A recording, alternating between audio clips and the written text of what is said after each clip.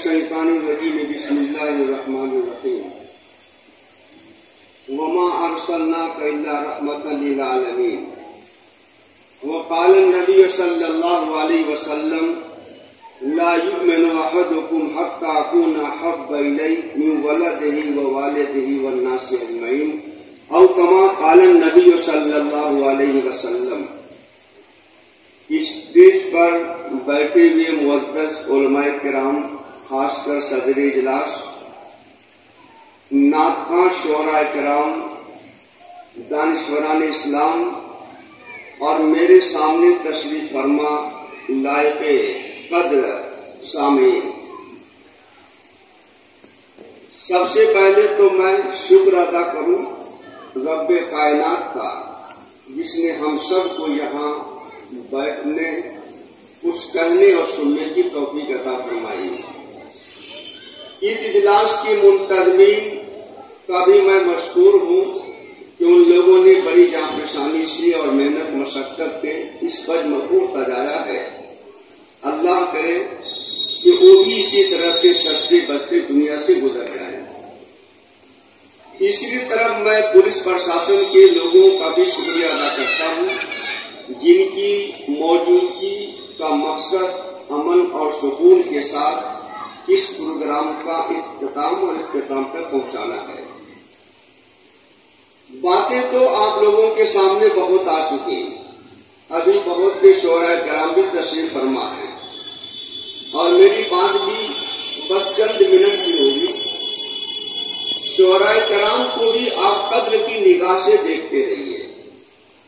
آپ کو یہ بات معلوم ہونی چاہیے کہ سب سے پہلے جس شاعر نے جناب محمد رسول اللہ صلی اللہ علیہ وسلم کی تعریف میں نعتیہ کلمات پیش کیے، وہ آپ کا سلم کے چچا ابو طالب تھے۔ چند اشعار پیش کیے تھے، اخیر میں جو جملہ انہوں نے پیش کیا تھا، صرف میں اسی کو ذکر کرتا ہوں۔ انہوں نے پیش کیا تھا کہ اللہ تعالیٰ نے اپنے نبی محمد صلی اللہ علیہ وسلم کا نام اپنے نام سے نکالا ہے۔ فَشَكَّ لَهُ مِنْ اسْمِهِ، اللہ نے اپنے نبی کا نام اپنے نام سے نکالا ہے۔ کیسے؟ آخر میں انہوں نے کہا فَذُو الْعَرْشِ مَحْمُودٌ وَهَذَا مُحَمَّدٌ، کہ دیکھیے عرش والا جو خالق ہے وہ محمود ہے، اور یہ جو زمین پر نبی آنے والے آئے یہ محمد ہے۔ اور محمود اور محمد دونوں کا مادہ ہے کہ حمد یعنی تعریف۔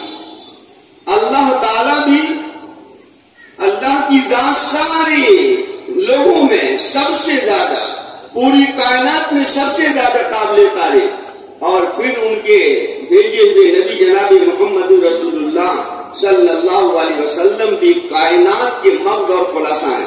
میں اپنی بات کو بس چند منٹ میں ختم کرنا چاہتا ہوں۔ دیکھیے، دنیا میں بہت سے نبی آئے، حضرت آدم علیہ السلام کے سلسلہ چلا، جناب محمد رسول اللہ صلی اللہ علیہ وسلم تک یہ پہنچا، اور اس کے بعد اس کا اختتام ہو گیا۔ نبوت کا سلسلہ جناب محمد رسول اللہ صلی اللہ علیہ وسلم پہ بند ہو گیا، ختم ہو گیا۔ دنیا میں جتنے بھی انبیاء آئے، بڑے بڑے جلیل القدر انبیاء آئے، لیکن کوئی نبی ایسا نہیں آیا جس کے آنے سے پہلے ہی چرچا ہو رہا ہو کہ اب نبی آنے والے ہیں۔ حضرت ابراہیم علیہ السلام بھی آئے، موسیٰ علیہ السلام بھی آئے، عیسیٰ علیہ السلام بھی آئے، بہت کے جلیل القدر نبی آئے، لیکن قربان جائیے آقا مدی جناب محمد رسول اللہ صلی اللہ علیہ وسلم پر کہ آپ کے آنے سے پہلے آپ کے حق میں دعائیں کی جا رہی تھی، اور چرچا ہو رہا تھا کہ ایک آخری نبی آئیں گے جن کا نام محمد ہوگا، اور ان کے بعد نبوت کا سلسلہ بند ہو جائے گا، اور وہ نبی یہی ہے جناب محمد رسول اللہ صلی اللہ علیہ وسلم، آمنہ کے لخت جگر ہیں۔ اور جن حالات میں آقا مدی دنیا میں آئے ہیں، آپ کو معلوم ہوگا ظلم و جور کا، ظلم و ستم کا دور تھا، ایک دوسرے کو قتل کیا جاتا رہا، معمولی باتوں کو لے کر ہزار سال تک قتل و غارت گری کا سلسلہ چلتا رہا، جہالت کا دور تھا۔ اس دور میں سب کے پیارے محبوب جناب محمد رسول اللہ صلی اللہ علیہ وسلم تشریف لائے ہیں اور آپ نے دنیا سے ظلم و جور کو مٹایا ہے اور لوگوں کے ساتھ ہمدردی کا برتاؤ کیا. وہ واقعہ آپ کے ذہن میں ہوگا کہ آقا مدی جناب محمد رسول اللہ صلی اللہ علیہ وسلم جب غار حرا پہ چلے ہیں آپ کے جسم میں کپکپی تاری تھی. اپنی بیوی حضرت خدیجہ الکبریٰ رضی اللہ تعالیٰ عنہ کے پاس پہنچتے ہیں. جسم کانپ رہا ہے اور کہتے ہیں دم ملونی جلدی مجھے چادر اڑا دو, جلدی مجھے چادر اڑا دو. آقا کہتے ہیں مجھے ایسا معلوم ہوا, ایسا محسوس ہو رہا تھا کہ اب میں ختم ہو جاؤں گا, برباد ہو جاؤں گا. حضرت خدیجہ الکبریٰ رضی اللہ تعالیٰ عنہ نے جو بات کہی تھی اس بات کو آپ اپنے دل و دماغ میں مربوط رکھیے. حضرت خدیجہ الکبریٰ رضی اللہ تعالیٰ عنہ نے کہا تھا کہ اے آقا پیارے نبی, اللہ تعالیٰ آپ کو ضائع اور برباد نہیں کر سکتے. کیوں؟ اس لیے کہ جن اخلاق کے قدر کی آپ نمائش کرتے ہیں, آپ معاملہ کرتے ہیں, جو اخلاق لوگوں کے سامنے پیش کرتے ہیں, جیسے غریبوں کو کھانا کھلانا, بے کسوں کی مدد کرنا. اگر کوئی بوجھ والا ہے جو بوجھ اٹھا نہیں پاتا تو اس کا بوجھ اٹھانا, اگر کوئی مصیبت زدہ ہے اس کی مصیبت کو دور کرنے کے لیے چند قدم چلنا, محنت کرنا, مشقت کرنا. اور جو بندہ بھی محتاجوں کے ساتھ, یتیموں کے ساتھ, بے سہارا کے ساتھ سہارا بنتا ہے, اللہ اسے کبھی ضائع اور برباد نہیں کرتا. میرے نوجوانوں سنو, اس بات پر یقین رکھو کہ یہ امت مسلمہ مٹنے کے لیے نہیں آئی ہے. دنیا میں بہت سی طاقتیں آئی جن طاقتوں نے اس امت کو مٹانے کے لیے ہر ممکن کوشش کی, لیکن یہ امت نہ مٹی ہے اور نہ قیامت تک یہ مٹے گی. یہ امت رہتی دنیا تک کے لیے آئی ہے. جناب محمد رسول اللہ صلی اللہ علیہ وسلم دنیا میں رحمت بن کر کے آئے تھے, صرف انسانوں کے لیے نہیں, صرف مسلمانوں کے لیے نہیں, صرف انسانوں, کافروں اور دوسروں کے لیے نہیں, جانوروں کے لیے بھی, حتیٰ کہ شجر و حجر کے لیے بھی آپ رحمت بن کے آئے تھے. آپ کے ذہن میں یہ بات آئے گی کہ جناب محمد رسول اللہ صلی اللہ علیہ وسلم کا انسانوں کے لیے رحمت بن کر آنا تو سمجھ میں آتا ہے. شجر و حجر جن کے اندر فہم و فراست نہیں, سمجھ نہیں, ان کے لیے آپ رحمت بن کر کیسے آئے؟ آپ کو یہ بات معلوم ہوگی. میں واقعات میں نہیں جانا چاہتا. پوری کائنات کو اللہ نے آقائے مدنی کے لیے سجایا ہے. چاہے سورج ہو, چاند ہو, تارے ہو, انسان ہو, شجر ہو, حجر ہو, پوری کائنات کو اللہ تعالیٰ نے ہم سب کے محبوب آقا امام الانبیاء جناب محمد رسول اللہ صلی اللہ علیہ وسلم ہی کے لیے سجایا ہے.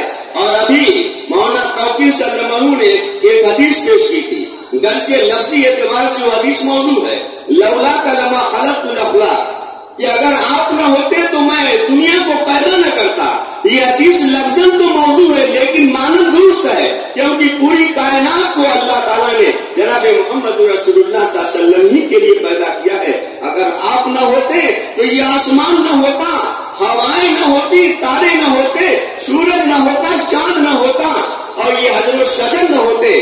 یہ حجر و شجر ہیں جنہوں نے آپ کو سجدہ کیا ہے. کیا اس سے بھی عظیم الشان کوئی نبی دنیا میں آیا ہے؟ چاہتا تو تھا دل کہ میں کچھ باتیں آپ کے سامنے عرض کروں, لیکن وقت نہیں. آقائے مدنی وہ نبی ہیں. یہ ایک مرتبہ ابو طالب کا ایک قافلہ چل رہا ہے, اس قافلے میں جناب محمد رسول اللہ صلی اللہ علیہ وسلم بھی موجود ہیں. چلتے چلتے ایک مقام آیا جہاں پر ایک راہب اپنے عبادت خانے میں عبادت کر رہا تھا, اور اچانک وہ اپنے عبادت خانے سے باہر نکلا اور کیا دیکھتا ہے کہ جو درخت ہیں, جو پتھر ہیں, یہ کسی کے سامنے اپنا سر جھکا رہے, سجدہ کر رہے ہیں. ترمذی شریف کے اندر یہ حدیث موجود ہے. تو وہ کہنے لگا, کیونکہ تورات اور انجیل کا عالم تھا, وہ کہنے لگا کہ ضرور اس قافلے میں نبی آخر الزمان صلی اللہ علیہ وسلم ہوں گے, کیونکہ میں نے کتابوں میں پڑھا ہے کہ آخری نبی اور نبی ہوں گے جن کے سامنے یہ درخت بھی سجدہ کریں گے, یہ پتھر بھی سجدہ کریں گے. جب وہ آگے بڑھا تو دیکھنے لگا کہ آخر کون اس میں نبی ہے, क्योंकि उनकी किताबों में नबी आखिर صلی اللہ علیہ وسلم की علامات और निशानियां लिखी हुई हैं। आगे बढ़ता है वो राहिब और आगे बढ़कर आप सल्लम के हाथ पे अपना हाथ रखता है और कहता है देखो यही वो आखिरी नबी हैं जिनके आमद की वजह से ये सजर और हजर सजदा कर रहे हैं। तो मैं ये कहना चाहता हूँ ये आखिरी नबी क्यों आए थे, क्यों आए थे, अपना पैगाम क्यों लेकर आए? पूरी उम्मत को सही राह पे चलाना आप सल्लम की आमद का मंशा था और मकसद था।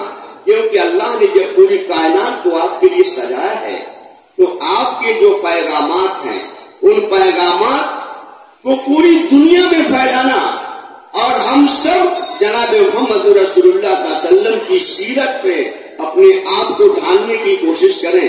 और देखिए बातें तो बहुत हैं। रसूलुल्लाह सल्लम दुनिया में आए तो सबसे पहले आपने तालीम का हुक्म दिया, क्योंकि अल्लाह ताला की तरफ से आपको पढ़ने का हुक्म दिया गया था। इसलिए मैं अपने सभी नौजवानों से कहता हूँ हिम्मत और हौसले के साथ रहिए और तालीम के मैदान में आगे बढ़ने की कोशिश कीजिए। और खासकर इस इदारे के जो पड़ोसी हैं इन पड़ोसी लोगों से भी मैं दर्दमंदाना तौर पर दरखास्त करता हूँ, दिल की गहराई से इनसे कहता हूँ कि इस मस्जिद और मदरसे से अपने आप को मजबूत रखिए, मदरसों से जुड़िए, इस इदारे पे जुड़िए, तालीम हासिल कीजिए और मस्जिद के जुड़िए, नमाज की पाबंदी कीजिए। क्योंकि पूरे मऊ शहर में न इतना अदीमुशान कोई इदारा है और न इतनी अदीमुशान कोई मस्जिद है। ये तो आपके लिए बड़ी खुशकिस्मती की बात है। लेकिन मैं देखता हूँ कि हमारे पड़ोस के लोग मदरसे से भी कम अपने आप को मजबूत रखते हैं और मस्जिद से भी उनका राब्ता कम है। इसलिए मदरसे से जोड़ पैदा कीजिए, हर बच्चे को आप तालीम जरूर दीजिए। कोई बच्चा ऐसा ना हो, कोई बच्ची ऐसी ना हो जिसको आप बुनियादी तालीम न दें। जिस मुल्क में हम रहते हैं इस मुल्क की आबियारी करना, इस मुल्क को तरक्की की राह पर ले चलना हमारी और आपकी जिम्मेदारी है। और मुल्क तरक्की पे चलेगा तालीम की राह से। हम चाहते हैं कि हमारे मुल्क में 100% लोग पढ़े लिखे रहें, कोई ऐसा शख्स न हो जो अनपढ़ हो। इसलिए हर बच्चे और बच्ची को आप बुनियादी तालीम जरूर दीजिए ताकि वो फख्र के साथ कह सके कि हमारा मुल्क दुनिया का मुल्क है जिसमें 100% पढ़े लिखे लोग हैं। और दूसरी तरफ नमाज की भी पाबंदी का एहतमाम कीजिए। और एक बात और कहकर मैं अपनी बात को खत्म करना चाहता हूँ कि जनाब मोहम्मद रसूलुल्लाह सल्लम से इतनी अकीदत और मोहब्बत रखिए कि आप से जितनी मोहब्बत हो दुनिया में किसी से उतनी मोहब्बत न हो। जनाब मोहम्मद रसूलुल्लाह सल्लम एक दिन हजरत उमर इब्न खत्ताब के हाथ में अपना हाथ रखे हुए थे और हाथ में हाथ है, उसी हाथ में कहते हैं उमर जानते हो मुसलमान कौन होता है?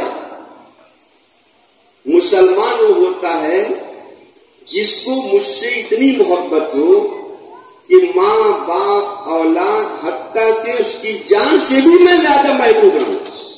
तो हजरत उमर इब्न खत्ताब ने कहा था कि प्यारे आका, माँ बाप औलाद सबसे ज्यादा आप मेरे नजदीक महबूब हैं, लेकिन मेरी जान से ज्यादा आप महबूब नहीं हैं। रसूलुल्लाह सल्लल्लाहु अलैहि वसल्लम ने कहा तब तुम कामिल मोमिन नहीं हो, कामिल मुसलमान नहीं हो।